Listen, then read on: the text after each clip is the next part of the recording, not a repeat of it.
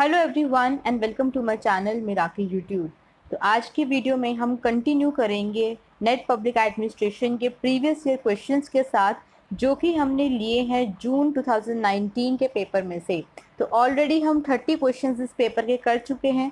आज की वीडियो में हम करेंगे क्वेश्चन नंबर 31 से question number 40 of paper 2, that is the subject paper of public administration. इनको हम देखेंगे, क्वेश्चंस को समझेंगे, सॉल्व करेंगे, एक्सप्लेनेशन देखेंगे और उनकी एनालिसिस भी करेंगे। तो आइए स्टार्ट करते हैं आज की वीडियो के साथ। Now the first question for today, that is question number 31, is under which article of the Constitution of India can the governor of a state ask the chief minister to submit for the consideration of Council of Ministers any matter on which a decision has been taken by a minister but which has not been considered by the council। काफ़ी लंबी statement है, तो इसको हम टुकड़ों में बांट कर देखते हैं। तो पूछ रहा है, पहली बात, कोई ना कोई कॉन्स्टिट्यूशन का आर्टिकल पूछा है जिसके अंदर गवर्नर बोल सकते हैं, पूछ सकते हैं किसको, चीफ मिनिस्टर को, क्या कि अगर कोई डिसीजन ऐसा है जो एक मिनिस्टर ने ले लिया है, एक डिसीजन है जो एक मिनिस्टर ने ऑलरेडी ले लिया है, लेकिन जिस पे काउंसिल ऑफ मिनिस्टर्स ने डिस्कशन नहीं करी है।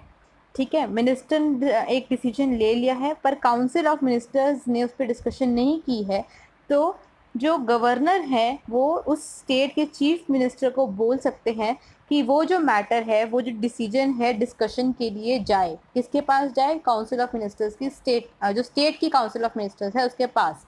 तो ये जो प्रोविज़न है ये आपको कौन से आर्टिकल में आता है? तो ऑप्शंस क्या हैं? Article 200, second is article 201, third is article 167 clause A and fourth is article 167 clause C. तो डायरेक्ट क्वेश्चन है आपका, थोड़ा सा फैक्चुअल क्वेश्चन है, याद करने वाला क्वेश्चन है ये। तो आइए देखते हैं कि ये आर्टिकल्स किस किस चीज़ से डील करते हैं। नाउ आर्टिकल 200 है regarding assent of the governor to the bills passed by the state legislature. तो जो स्टेट लेजिस्लेचर जो बिल्स पास करती है, ठीक है, उनको जो गवर्नर है वहाँ उस स्टेट की, उन्होंने असेंट देनी होती है। तो ये आर्टिकल जो है ये इस बारे में बात करता है। ठीक है जी, गवर्नर की जो असेंट है उससे डील करता है आर्टिकल 200। अब आर्टिकल 201, तो ये भी एकदम से नेक्स्ट आर्टिकल है, तो कुछ कुछ इससे रिलेटेड ही होगा। ये किससे डील करता है? Bills reserved bye the governor for consideration of the president. हमें पता है कि सारे के सारे बिल्स जो है, ज़रूरी नहीं है कि गवर्नर उनको असेंट दे, वो कुछ बिल्स को रिजर्व कर लेता है प्रेसिडेंट को दिखाने के लिए। तो वो जो रिजर्वेशन ऑफ बिल्स है बाय द गवर्नर, ठीक है, reservation of bills by governor, किसको दिखाने के लिए? प्रेसिडेंट को दिखाने के लिए। वो कौन से आर्टिकल में आता है? That comes under article 201। Now article 167A and article 167C।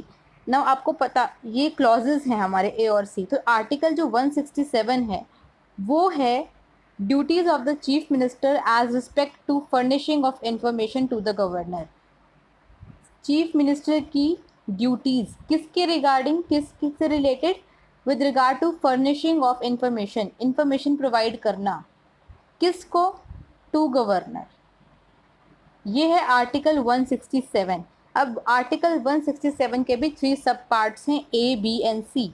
ए क्या कहता है? इट इज़ कि चीफ मिनिस्टर को सारे के सारे जितने भी डिसीजंस लिए जा रहे हैं काउंसिल ऑफ मिनिस्टर्स के द्वारा, उनकी इंफॉर्मेशन देनी है किसको? गवर्नर को।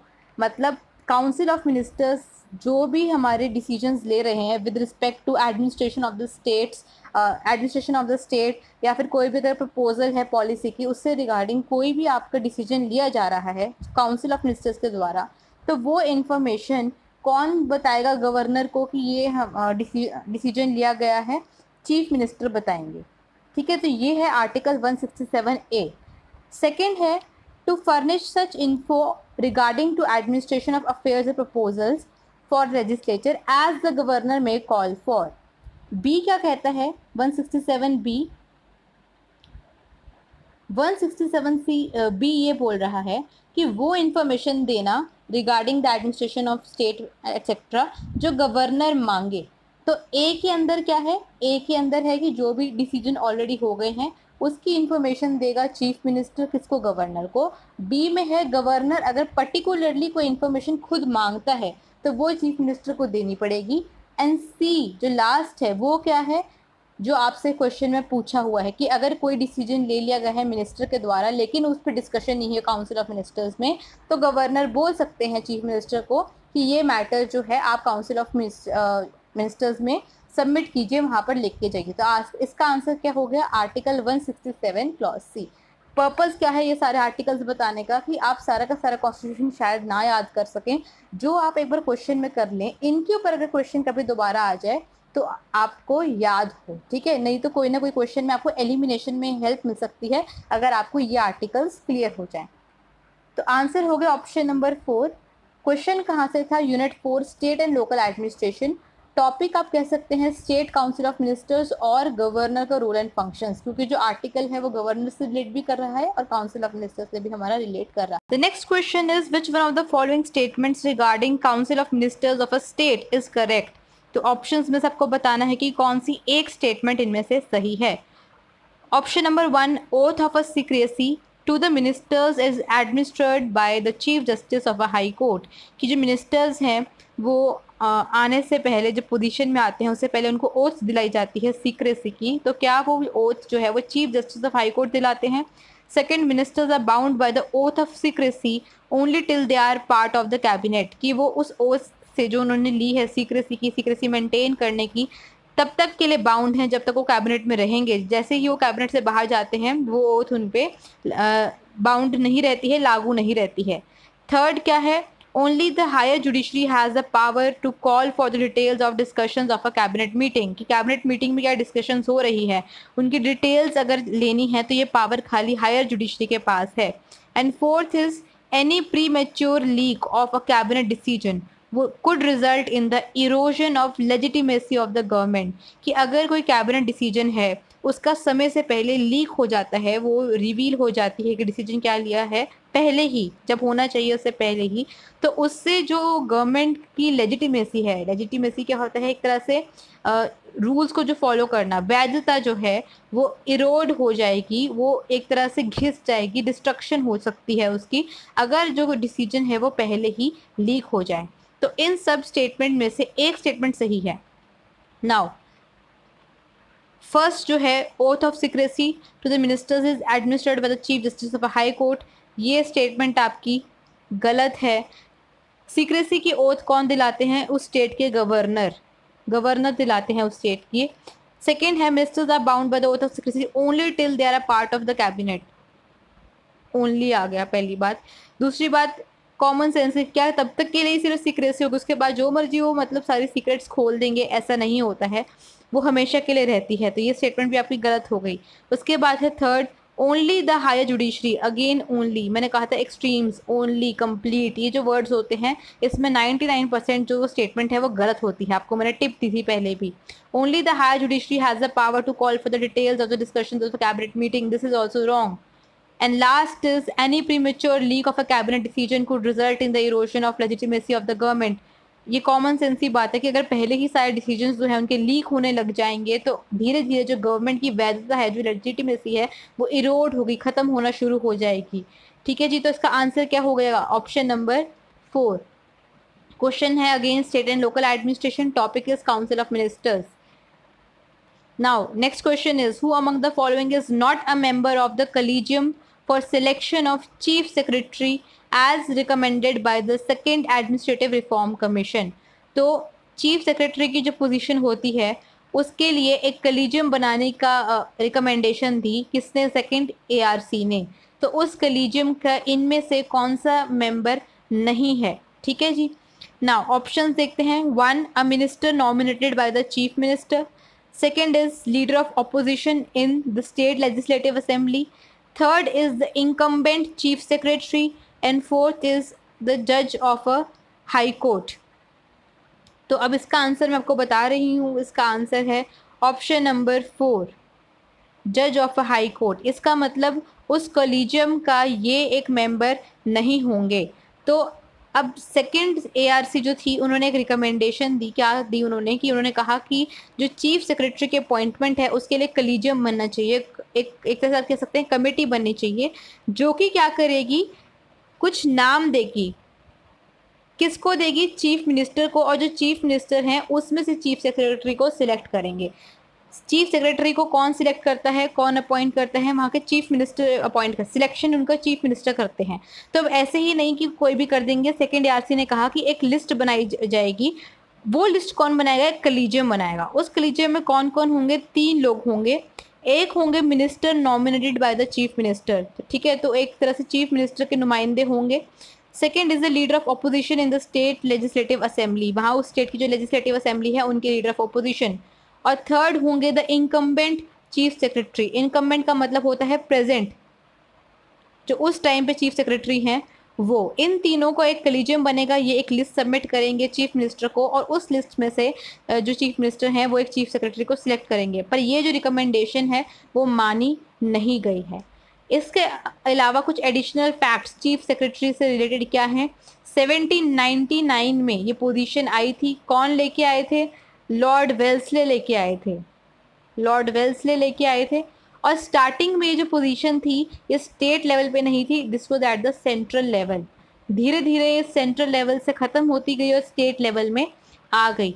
फर्स्ट इसके ऑक्यूपेंट कौन थे? सबसे पहले अगर हम चीफ सेक्रेटरी की बात करें, G.H. बर्लो। G.H. बर्लो इसके फर्स्ट ऑक्यूपेंट थे। साथ ही साथ जो सेकेंड ARC है उन्होंने एक रिकमेंडेशन और दी थी कि जो चीफ सेक्रेटरी है उनका अभी टेन्योर फिक्स नहीं होता है। उन्होंने क्या कहा कि इनका टेन्योर फिक्स कर दिया जाए फॉर एटलीस्ट 2 ईयर्स, 2 सालों के लिए उनका जो टेन्योर है फिक्स कर दिया जाए। तो ये भी एक रिकमेंडेशन थी सेकेंड ARC की। ठीक है जी, तो इस क्वेश्चन का आंसर क्या हो गया? ऑप्शन नंबर 4, अ जज ऑफ द हाई कोर्ट ये कॉलेजियम में नहीं है। ठीक है, और टॉपिक कहाँ से, क्वेश्चन कहाँ से था? चीफ सेक्रेटरी टॉपिक से आपका क्वेश्चन था। Next is who among the following has the power to sanction expenditure out of the contingency fund of a state, कि इनमें से जो ऑप्शन है किसके पास पावर है कि एक स्टेट के जो कंटिजेंसी फंड होता है उसमें से एक्सपेंडिचर सैंक्शन आउट कर सके, उसको अलाउ करे कि वहाँ से खर्चा निकाला जा सके। अब कंटिजेंसी फंड मतलब इमरजेंसी फंड। इंडिया का भी एक इमरजेंसी फंड होता है, ऐसे ही स्टेट का भी इमरजेंसी फंड होता है। तो ऑप्शन क्या है? 1 finance minister, 2 accountant general, 3 finance secretary and 4th is governor. Direct question है, आंसर इज गवर्नर। ठीक है, जब हम गवर्नर की फाइनेंशियल पावर्स पढ़ते हैं उसमें से एक पावर होती है कि वो कंटिजेंसी फंड ऑफ स्टेट में से जो पैसा है वो निकलवा सकते हैं। कंटिजेंसी फंड ऑफ स्टेट उनके अंडर आता है, गवर्नर के अंडर आता है। और कौन कौन सी फाइनेंशियल पावर्स हैं गवर्नर की अगर हम बात करें? नंबर 1 वो देखते हैं कि जो आपका एनुअल फाइनेंशियल स्टेटमेंट है यानी बजट है, स्टेट का जो बजट है वो रखा जाए स्टेट असेंबलीज के सामने। ठीक है जी। दूसरा ये क्या देखते हैं, इनका काम होता है कि फाइनेंस कमीशन जो है वो हर 5 साल बाद ये कॉन्स्टिट्यूट करें, स्टेट फाइनेंस कमीशन। उसके बाद जो मनी बिल्स होते हैं वो इनकी परमिशन से ही लाए जा सकते हैं। तो ये कुछ पावर्स हैं, फाइनेंशियल पावर है किसकी? गवर्नर की। ठीक है, और कंटिजेंसी फंड ऑफ जो स्टेट आता है ये आता है आपका आर्टिकल 267 क्लॉज 2 में।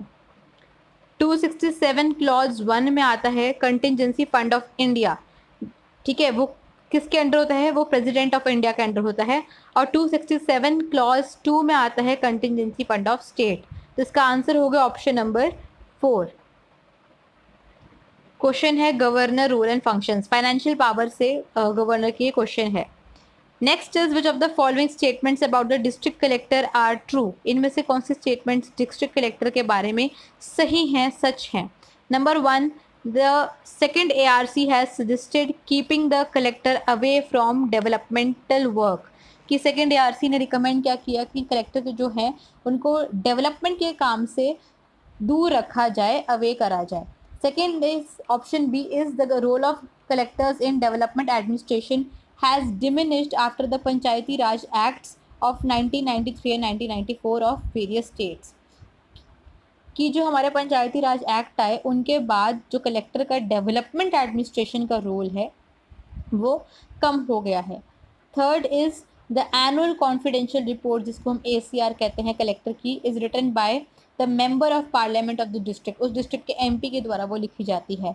And fourth is the collector oversees the conduction of election in the district. अब अगर आप ऑप्शंस में देखेंगे तो ऑप्शंस में ए है B and D, second is A B D, third है C and D and last is A and D. मतलब कोई ना कोई स्टेटमेंट तो पक्का गलत है ही है।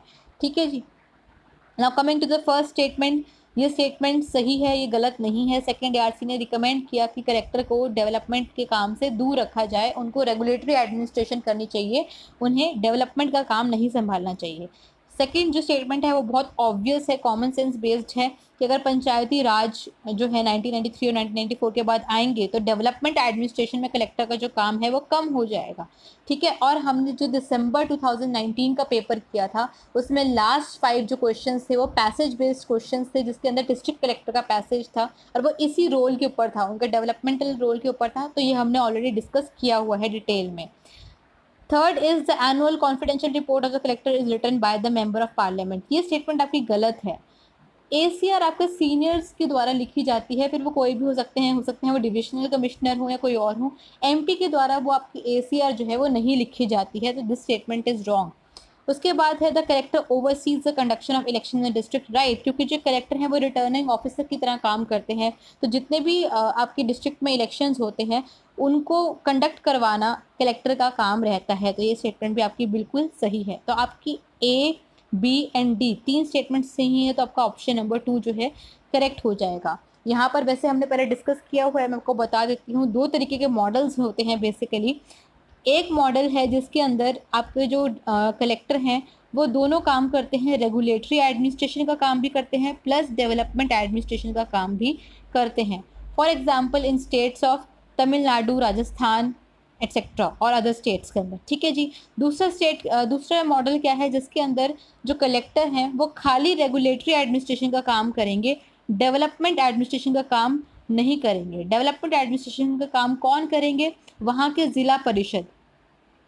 ये मॉडल देखा जाता है specially in Gujarat and Maharashtra. ठीक है, तो ये क्वेश्चन यहाँ से आपका आया हुआ था। तो option number 2 is correct. Question is from district collector. Next question is, in the evolution of urban local governance in India, which of the following is called the Magna Carta of local government? अगर हम evolution की बात करें local government की India के अंदर, तो इनमें से किसको Magna Carta of local government कहा जाता है? Options 1 Royal Charter of 1720, second formation of local committees by the Act of 1850, third Rippon's Resolution of 1882 and fourth is Government of India Act 1919। तो डायरेक्ट क्वेश्चन है, बहुत easy question है। Answer is option number 3 Ripon's resolution of 1882। और lord Ripon को father of local governance भी कहा जाता है इंडिया के अंदर। ठीक है जी। तो क्वेश्चन कहाँ से था, evolution of local governance in India, and answer is option number 3। Now the next question is match list 1 with list 2। एक तरफ आपको लिस्ट 1 में कॉन्स्टिट्यूशनल प्रोविजंस दिए हैं एंड सेकेंड लिस्ट 2 में आपको आर्टिकल्स दिए हैं, तो आपको आर्टिकल्स को उनके प्रोविजन से मैच करना है। तो इस पेपर में हम अगर पर्टिकुलर बात करें, जून 2019 के पेपर में बहुत सारे क्वेश्चंस हैं जिसमें डायरेक्ट आर्टिकल्स पूछे जा रहे हैं। ठीक है, तो अब पहले हम लिस्ट 1 देखते हैं। ए है constitution of municipalities, second is reservation, keywords को हम हाईलाइट कर लेंगे, of seats in municipalities. Next is audit of accounts of panchayat की बात हो रही है, यहाँ पे म्यूनिसिपैलिटीज़ की बात नहीं है, ऑडिट की बात हो रही है। And last is duration of municipalities. तो 4 में से जो 3 है वो आपके म्यूनिसिपैलिटीज़ के ऊपर है और एक आपका पंचायत के ऊपर है। इधर है article 243J, 243U, 243Q and 243T। Now ये तो सबको पता होगा कि जो पहले हम जो आर्टिकल्स हैं वो पंचायत के आर्टिकल्स पहले आते हैं और उसके बाद आते हैं आपके आर्टिकल्स ऑफ म्यूनिसिपैलिटीज़। तो आर्टिकल 243 से लेकर आर्टिकल 243O, ये O है, ये डील करते हैं किससे, पंचायत से। और उसके बाद आर्टिकल 243P से लेकर आर्टिकल 243ZG, ये डील करते हैं आपके म्यूनिसिपैलिटीज़ से। तो इस तरीके से पंचायत को बीच में देकर ऑप्शन को इन्होंने इस क्वेश्चन को एक तरीके से इजी कर दिया है। आप देख सकते हैं इधर आर्टिकल्स के अंदर जो J है वो बिल्कुल स्टार्टिंग का अल्फ़ाबेट आता है और जो बाकी हैं वो लेटर ऑन आते हैं हमारे अल्फ़ाबेट्स में। तो यहाँ से ये श्योर हो जाएगा कि सी का आपका 1 ऑप्शन आएगा, राइट। तो सी का 1 हम ऑप्शंस में देखते हैं, कोड्स में देखते हैं कहाँ पे है। इधर दे रखा है सी का 1, इधर भी दे रखा है, बाकियों में नहीं दे रखा है। तो ये 2 ऑप्शंस आपके 3 एंड 4 एलिमिनेट हो गए हैं यहाँ पे। अब बाकी देखते हैं, बाकी है कॉन्स्टिट्यूशन पूछा है एक में रिजर्वेशन पूछा है और एक में ड्यूरेशन पूछा है। इससे पहले भी जो हमने 10 क्वेश्चंस किए थे, क्वेश्चन नंबर 21 to 30, उसमें भी एक क्वेश्चन आया था, मैच द फॉलोइंग के ही क्वेश्चन था वो, जिसके अंदर काउंसिल ऑफ मिनिस्टर्स के आपको आर्टिकल्स मैच करने थे। वहाँ भी मैंने आपको बताया था कि सबसे पहले हम कॉम्पोजिशन की बात करेंगे, ठीक है। पहले ड्यूरेशन तो नहीं हो सकती है, सबसे पहले क्या होगा, कॉम्पोजिशन होगा, बाकी चीज़ें बाद में आएंगी। तो यहाँ पे कॉन्स्टिट्यूशन की बात हो रही है, पहले कॉन्स्टिट्यूशन की कुछ होगा, बनना चाहिए, फिर उसकी कॉम्पोजिशन आती है, ठीक है। तो यहाँ पे सबसे पहले अगर हम इनकी बात करें, कॉन्स्टिट्यूशन, रिजर्वेशन और ड्यूरेशन, तो सबसे पहले क्या आएगा, कॉन्स्टिट्यूशन आएगा।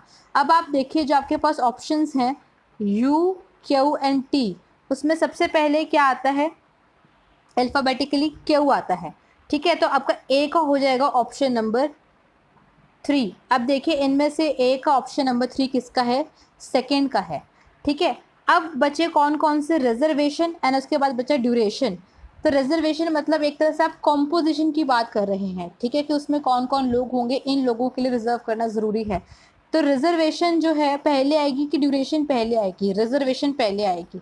तो इसमें से अब जो आपके अल्फ़ाबेट्स हैं कौन कौन से बचे, यू एंड टी, और इसमें से पहले कौन सा आएगा, टी पहले आता है आपका, ठीक है। तो आपका रिजर्वेशन जो है वो मैच करेगा 4 से, बी का 4 जो कि आपको इसमें दिख रहा है, और लास्ट जो बच गया ड्यूरेशन वो आपका आएगा ऑप्शन नंबर डी का 2 यू के साथ। तो आई होप आप समझ रहे हैं कि कैसे, अगर हमें एग्जैक्टली नहीं भी याद, वैसे आपको आर्टिकल्स याद होने चाहिए, अगर आप इनको 2-3 बार लिखेंगे। अगर आपने पंचायत के याद कर लिए तो जो म्यूनिसिपैलिटीज़ के हैं ऑलमोस्ट सेम है, 2-3 वहाँ का जो प्रोविजंस है उनका फ़र्क है, कुछ कमेटीज़ का फ़र्क है, बाकी सेम है। तो आप 2-3 बार अगर लिखेंगे आपको याद हो जाएंगे। पर स्टिल अगर आपको याद नहीं होते हैं तो इस तरीके से आप एक लॉजिकल गेस वर्क के साथ इस क्वेश्चन को सॉल्व कर सकते हैं। इसके साथ जो आपने इस टॉपिक में से करना है वो है 11th and 12th schedule. 11th and 12th schedule में से हमेशा क्वेश्चंस आते हैं जिसमें इनके फंक्शंस होते हैं। 11th शेड्यूल में 29 आइटम्स आती हैं आपकी पंचायत के अंडर जो हैं, और 12th शेड्यूल में आपकी 18 आइटम्स आती हैं। तो कैसे भी करके कोई आप स्टोरी बनाइए, इनको रिलेट कीजिए आपस में, आपको आने चाहिए। बहुत बार पेपर में क्वेश्चन आता है कि इनमें से कौन कौन सी आइटम है जो 11th शेड्यूल में आती है, या इनमें से कौन कौन सी आइटम है जो 12th शेड्यूल में आती है। तो ये आपको खुद कवर करना है। तो question is from 74th constitution amendment act, and the answer is option number 2. Now the next question is, which of the following statements is false regarding State Finance Commission? तो इनमें से कौन सी स्टेटमेंट जो है state finance commission के बारे में गलत है, सही नहीं है। 1. SFCs have been provided under Article 243I. Second, SFC distributes funds that are received from the central government amongst the local bodies of the state.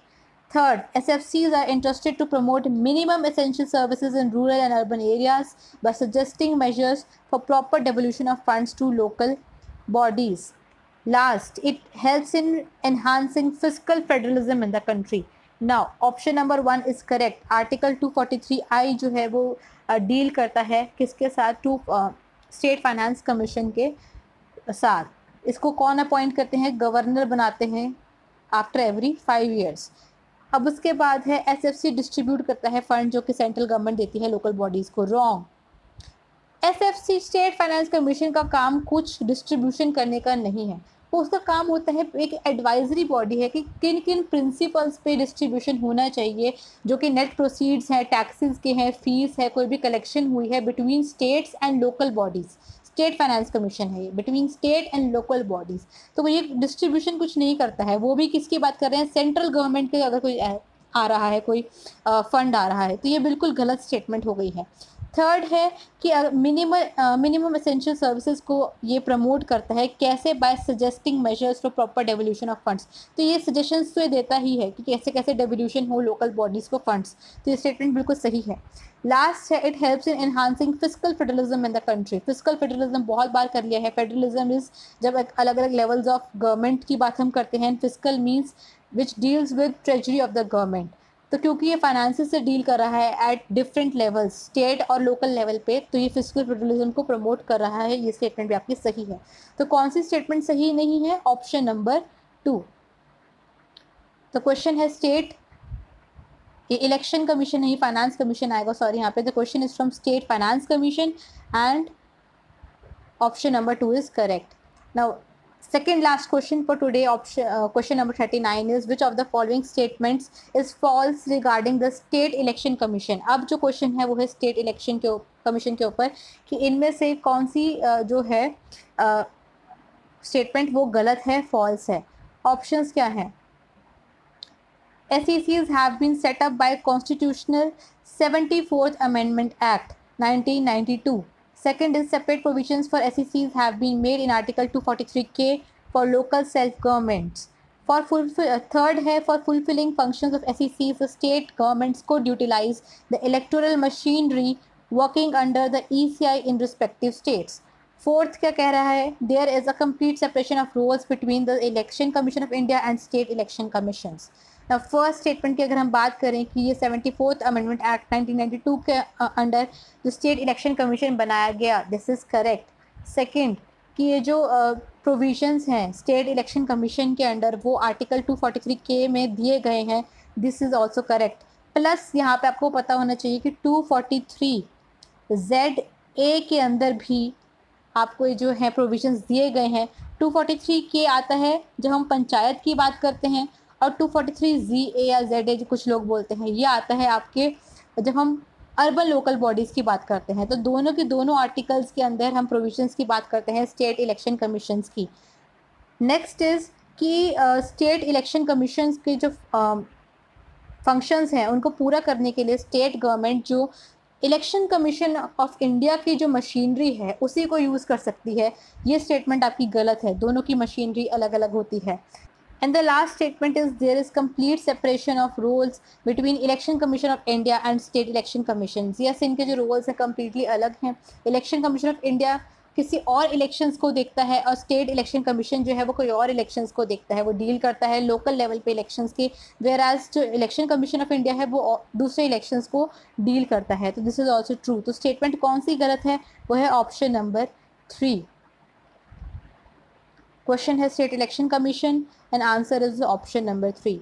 Now the last question for today is, before we do this question, make sure कि अगर आप video अभी भी देख रहे हैं तो अभी लाइक बटन दबाएं, और जैसे ही ये वीडियो ख़त्म होती है आपने मेरे को बताना है कि इनमें से कितने क्वेश्चंस आपको आते थे, आपको एक्सप्लेनेशन कैसे लगी, एक्सप्लेनेशन का कौन सा पार्ट सबसे अच्छा आपको लगा, आप ये भी मेरे साथ शेयर कर सकते हैं, राइट। और साथ ही साथ शेयर कर देना और सब्सक्राइब करना है आपको इस चैनल को, मेरा यूट्यूब को, अगर आपने अभी तक नहीं किया है। कोई और सजेशंस हैं तो वो भी आप कमेंट बॉक्स में मेरे को बता सकते हैं।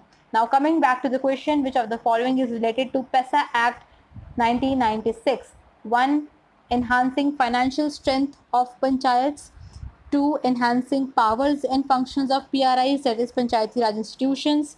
3rd, expanding Panchayati Raj to scheduled areas. And 4th, endowing powers to recruit personnel by panchayat. तो ये जो पैसा एक्ट है इन्होंने क्या करा है क्वेश्चन में, इसकी फुल फॉर्म नहीं दी है। अगर ये फुल फॉर्म देते तो आपको वहीं से आंसर पता लग जाना था। नाउ पैसा एक्ट में पैसा की फुल फॉर्म है Panchayat extension to scheduled areas. Panchayat extension to scheduled areas.